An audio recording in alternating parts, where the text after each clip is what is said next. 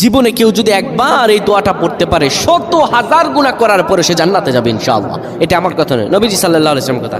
জীবনে কেউ যদি এই দোয়াটি একবার পড়তে পারছেন আল্লাহ রাব্বুল আলামিন তাহলে জান্নাত দেবেনই দেবেন, যত গুনাহ করুক না কেন, কোটি কোটি গুনাহ করুক না কেন, আমার আল্লাহ রাব্বুল আলামিন তারে জান্নাত দিবেন, জান্নাতে সে যাবে নিশ্চয়ই। এই দোয়াটা তোমরা শেয়ার করে দিবা, এটি তোমাদের ভাগ্য পরিবর্তন করে দিবে।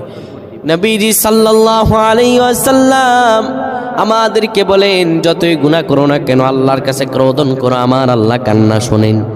আর আল্লাহ তাআলা জানিয়ে দিয়েছেন, আসরাফু আলা আনফুসিহিম লা তাকনাতু মির রাহমাতিল্লাহ।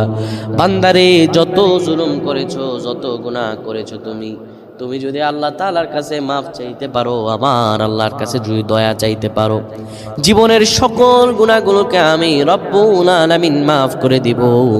বান্দারে হতাশ হইও না, আমার রহম থেকে তুমি নিরাশ হয়ে যেও না। নবীজি বলেন, লা ইলাহা ইল্লাল্লাহ দাখালাল জান্নাহ। কেউ যদি একবার জীবনে লা ইলাহা ইল্লাল্লাহ বলতে পারে, আমার আল্লাহ তাআলা জান্নাত দিয়ে দিবেন।